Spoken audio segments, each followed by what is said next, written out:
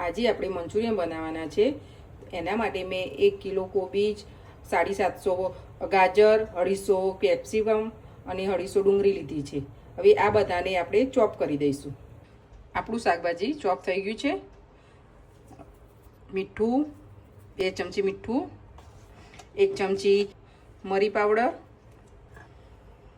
4 ચમચી ગરમ મસાલો, 5 ચમચી કોર્નફ્લોર અને 500 ગ્રામ મેદો નાખીશું અને બધાને મિક્સ કરી દઈશું. આપણું બેટર તૈયાર થઈ ગયું છે.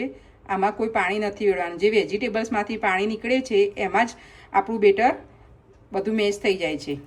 હવે તેને આપણે ગોલ બોલ્સ વાળીને તળી દેવાનું છે. આપણું તેલ આવી ગયું છે. હવે આપણે મંચુરિયનના બોલ્સ તળી દઈશું.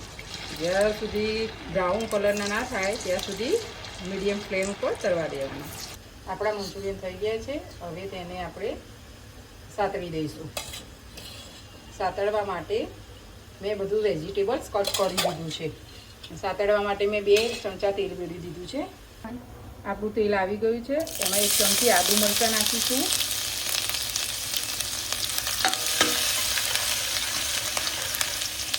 એ સતળાઈ જાય એટલે આપણે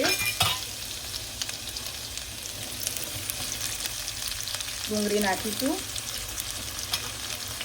ડુંગળીને કાચી પાકી ચડાવવા દેવાની છે 2 મિનિટ.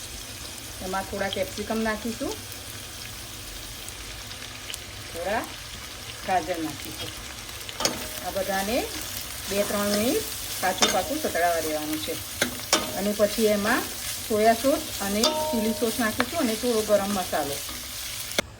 આપણું શાક સતળાઈ ગયું છે કાચું પાકું. 1 ચમચી ગરમ મસાલો નાખીશું અને 1 ચમચી લાલ મરચું નાખીશું. અમારા ઘરમાં થોડું તીખું ખવાય છે એટલે મેં થોડું સ્પાઇસી બનાવ્યું. હવે 1 સ્પૂન જેટલો સોયા સોસ નાખીશું. 2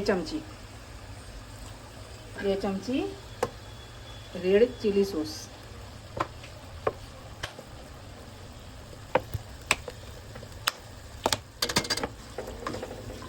હવે સોયા સોસ અને ચીલી સોસ ને ગરમ મસાલો નાખીને આપણે બધું મિક્સ કરી દઈશું અને હવે એમાં મંચુરિયન નાખી દઈશું.